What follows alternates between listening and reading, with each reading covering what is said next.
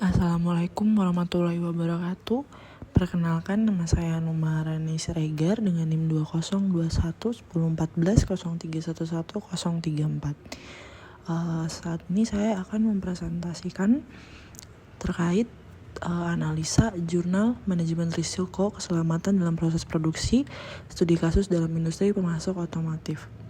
Yang pertama ada latar belakang industri manufaktur saat ini, khususnya sektor pemasok suku cadang otomotif, memainkan peran strategis dalam rantai pasok global. Namun proses produksinya seringkali menghadapi berbagai risiko yang berpotensi mengganggu efisiensi dan kualitas produk. Nah, risiko-risiko ini mencakup deformasi pada produk akibat mesin yang sudah rusak, yang sudah usang, kesalahan pengukuran, ergonomi operator yang buruk, kemudian serta kurangnya penerapan langkah keselamatan kerja yang memadai. Akibatnya perusahaan tidak hanya menghadapi kerugian finansial akibat biaya perbaikan dan pengembalian produk cacat, tetapi juga kehilangan kepercayaan pelanggan yang pada akhirnya berdampak pada daya saing di pasar. Nah, sayangnya metode tradisional seperti Failure Modes and Event Analysis atau FMEA meskipun telah banyak digunakan dalam manajemen risiko, seringkali tidak sepenuhnya mempertimbangkan faktor keselamatan. Nah, hal ini menyebabkan celah dalam identifikasi dan mitigasi risiko yang berpotensi mengakibatkan kegagalan besar dalam proses produksinya. Untuk menjawab tantangan ini, penelitian dilakukan di Zarvanar Company, sebuah produsen komponen otomotif seperti anti-roll bar di Iran. Nah, penelitian ini bertujuan untuk mengintegrasikan prinsip keselamatan ke dalam FMEA untuk menganalisis dan mengurangi risiko yang terjadi di setiap tahap produksinya. Melalui pendekatan ini, penelitian berfokus pada identifikasi akar penyebab risiko, perhitungan risk priority number atau RPN, dengan tambahan dimensi keselamatan, serta penerapan langkah perbaikan yang relevan. Dengan demikian, Zarvanar Company dapat meningkatkan kualitas proses produksi, mengurangi biaya akibat kegagalan, dan menciptakan lingkungan kerja yang lebih aman dan efisien. Penelitian ini diharapkan memberikan panduan praktis bagi industri otomotif untuk meningkatkan produktivitas sekaligus menjaga keselamatan pekerja yang pada akhirnya berdampak positif terhadap kualitas produk dan kepuasan pelanggan. Nah, masuk ke slide judul tinjauan pustaka. Manajemen risiko dalam proses produksi adalah elemen penting dalam menjaga efisiensi, kualitas, dan keselamatan kerja. Metode FMEA sering digunakan, namun studi sebelumnya menunjukkan perlunya perbaikan untuk menangani faktor keselamatan secara lebih komprehensif. Nah, kemudian untuk metode FMEA tradisional sendiri memiliki beberapa kelemahan. Yang pertama, dia tidak sepenuhnya memperhitungkan faktor keselamatan. Selanjutnya, dia menggunakan pendekatan skor risiko prioritas atau RPN yang tidak akurat atau terkadang tidak akurat dalam menilai dampak keselamatan. Nah, contoh studinya itu ada di jurnal Yosefi tahun 2018 yang mengembangkan RDA untuk menutupi kekurangan dalam FMEA tradisional. Kemudian ada pada Gale et al. Tahun 2017 menggunakan fungsi kualitas untuk mengadaptasi proses produksi sesuai kebutuhan pelanggan. Selanjutnya, integrasi FMEA dengan pendekatan lain. Peningkatan FMEA ini dilakukan melalui integrasi. Yang pertama ada fuzzy logic, di mana meningkatkan akurasi dalam evaluasi risiko. Itu ada di jurnal Mengelia et al. Tahun 2019. Kemudian fault tree analysis atau FTA dengan judul efisiensi lebih tinggi dengan gabungan metode, itu ada di Peters et al. Tahun 2017. Kemudian teori fuzzy dan analisis hierarki memberikan prioritas risiko keselamatan lebih tepat pada jurnal Liu et al. Tahun 2014. Nah, ada beberapa studi kasus yang hampir serupa, itu ada di Whiteley dan Jackson tahun 2015 menggunakan FMEA dan FTA pada fuel cell. Kemudian Farzakas tahun 2016 di mana FMEA bersama diagram Ishikawa untuk risiko kesehatan industri makanan. Kemudian ada relevansi penelitian. Nah, pentingnya penyesuaian FMEA di industri otomotif, diantaranya ada integrasi prinsip keselamatan ke dalam FMEA dapat membawa dampak signifikan. Kemudian penelitian ini mengacu pada studi-studi sebelumnya dengan fokus pada penerapan FMEA yang dimodifikasi untuk industri otomotif. Tujuan utamanya untuk mengatasi kelemahan FMEA tradisional dan memberikan solusi efektif dalam pengelolaan risiko keselamatan dan kualitas. Slide selanjutnya adalah identifikasi risiko, di mana proses identifikasi risiko penilaian ini menggunakan metode Fellers Modes and Effect Analysis yang dimodifikasi untuk mengidentifikasi risiko pada lini produksi. Proses identifikasi risiko dilakukan melalui beberapa langkah. Yang pertama adalah pengumpulan data, kemudian ada klasifikasi risiko, kemudian ada analisis RPN atau Risk Priority Number, kemudian ada penambahan faktor keselamatan.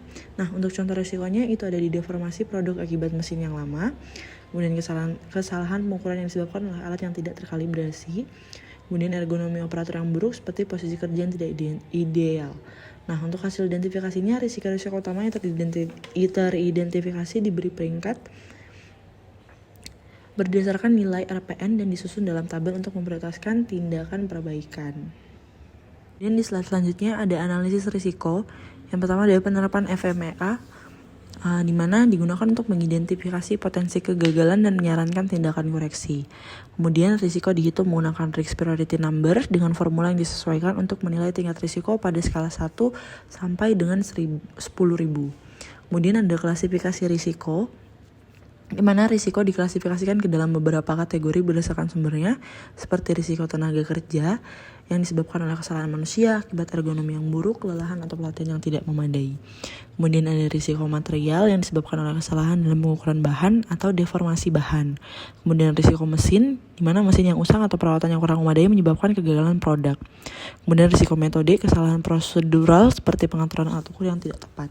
Selanjutnya ada risiko lingkungan, di mana kondisi kerja yang buruk seperti pencahayaan yang tidak memadai atau lingkungan yang berbahaya. Nah, di slide yang selanjutnya ada hasil evaluasi risiko, di mana RPN tinggi itu di sekitar kisaran 7.500 sampai dengan 10.000 mengindikasikan risiko kritis yang membutuhkan tindakan segera, seperti deformasi bahan akibat mesin yang sudah usang. Selanjutnya di RPN sedang itu di kisaran 5.000 sampai dengan 7.500, di mana risiko yang memerlukan perhatian seperti ergonomi yang buruk. Kemudian di RPN rendah di 2.500 sampai di 5.000, risiko yang dapat ditangani dengan tindakan preventif reguler. Nah, selanjutnya ada RPN sangat rendah yaitu di bawah 2.500. Ini risiko minor yang biasanya sudah diabaikan. Nah, di slide yang ini ada beberapa tindakan. Ada mengganti mesin yang usang, menggunakan alat ukur yang lebih presisi, memberikan pelatihan kepada operator, kemudian meningkatkan ergonomi tempat kerja dengan peralatan tambahan. Di sini juga ada hasil perbaikan dan keterbatasan studi, di mana evaluasi ulang hanya dilakukan pada 4 stasiun kerja dalam periode singkat, dan ini dapat mempengaruhi kesimpulan akhir terkait dampak penuh dari tindakan koreksi.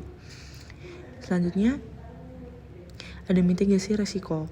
Mitigasi risiko adalah dalam proses produksi dapat dilakukan dengan pendekatan yang sistematis dan terstruktur. Untuk risiko yang melibatkan tenaga kerja, fokus utama adalah meningkatkan kompetensi dan kenyamanan pekerja. Nah, pelatihan kerja berkala perlu diberikan untuk memastikan operator memahami prosedur kerja yang benar dan teknik pengoperasian alat secara aman. Selain itu, pengaturan jadwal istirahat yang memadai sangat penting untuk mencegah kelelahan yang dapat meningkatkan risiko kesalahan.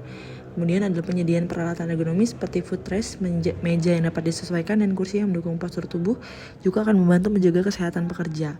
Evaluasi rutin terhadap kondisi kesehatan fisik dan mental tenaga kerja menjadi langkah penting untuk mengidentifikasi potensi masalah sejak awal. Kemudian ada risiko material, ini terjadi karena kesalahan dalam pengukuran material dan deformasi bahan. Untuk mitigasinya sendiri kita dapat menggunakan alat ukur yang telah dikalibrasi dan standar pengukuran yang ketat. Kemudian meningkatkan pengawasan kualitas bahan baku sebelum masuk ke proses produksi.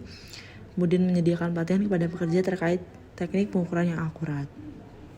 Dan risiko yang disebabkan oleh mesin seperti kegagalan teknis atau penggunaan mesin usang dapat diminimalkan dengan menerapkan jadwal pemeliharaan preventif yang konsisten. Mesin yang telah usang harus diganti dengan mesin baru yang lebih efisien untuk mengurangi risiko kerusakan dan meningkatkan produktivitas. Pemasangan sistem inspeksi otomatis untuk mendeteksi kerusakan dini akan sangat membantu dalam mengidentifikasi potensi masalah sebelum terjadi kegagalan yang lebih serius. Selain itu, pelatihan teknis kepada operator tentang pengoperasian dan pemeliharaan mesin juga perlu dilakukan untuk memastikan peralatan digunakan secara optimal. Risiko akibat kesalahan metode seperti pengaturan alat ukur yang tidak tepat atau kesalahan prosedur dapat diatasi dengan menyusun dan menerapkan prosedur operasi standar SOP yang rinci dan mudah dipahami. Pelatihan ulang secara berkala pada pekerja untuk memastikan kepatuhan terhadap SOP sangat diperlukan. Selain itu, penerapan sistem kontrol kualitas di sistem tahapan proses produksi akan membantu mengurangi potensi kesalahan. Lingkungan kerja yang buruk seperti pencahayaan yang tidak memadai, polusi suara, atau ventilasi yang buruk juga menjadi salah satu fokus mitigasi risiko. Pencahayaan yang baik perlu dipasang di seluruh area kerja dan alat pelindung diri atau APD seperti masker, earplug, serta sarung tangan harus tersedia dan digunakan secara rutin oleh pekerja. Sistem ventilasi dan penyejuk udara yang memadai perlu dipasang untuk menjaga kualitas udara di tempat kerja. Inspeksi rutin terhadap kondisi lingkungan kerja juga harus dilakukan untuk memastikan bahwa lingkungan tetap aman dan mendukung produktivitas. Selanjutnya, seluruh langkah mitigasi ini harus diprioritaskan berdasarkan pada risiko dengan nilai risk priority number atau RPN tinggi, khususnya yang berada dalam kategori krisis, di mana RPN-nya itu di atas 7.500. Setelah tindakan koreksi diterapkan, evaluasi ulang RPN perlu dilakukan secara berkala. Misalnya, setiap 3 hingga 6 bulan untuk memastikan efektivitas langkah-langkah yang telah diambil. Semua tindakan mitigasi harus didokumentasikan dengan baik untuk mempermudah pemantauan dan analisa hasil. Dengan pendekatan ini, potensi risiko dalam proses produksi dapat diminimalkan, kualitas produk ditingkatkan, dan keselamatan kerja dapat terjamin. Nah, untuk pendapatnya sendiri, manajemen risiko dalam penelitian ini menunjukkan pendekatan yang sistematis melalui FMEA dengan fokus pada keselamatan dan pengurangan risiko di berbagai aspek produksi seperti tenaga kerja, material, mesin, metode, dan lingkungan. Penggunaan Risk Priority Number atau RPN membantu memprioritaskan risiko sementara, tindakan korektif seperti pembelian mesin baru, pelatihan dan peningkatan ergonomi menunjukkan hasil positif termasuk penurunan RPN hingga 20% di beberapa stasiun kerja. Namun cakupan evaluasi yang terbatas dan pengambilan risiko minor menjadi kelemahan yang perlu diperbaiki untuk meningkatkan efektivitas. Diperlukan evaluasi berkelanjutan, penggunaan teknologi real time, dan pelibatan karyawan dalam identifikasi risiko. Dengan langkah ini, manajemen risiko dapat menjadi lebih tangguh dan menyeluruh. Sekian untuk presentasi saya. Terima kasih.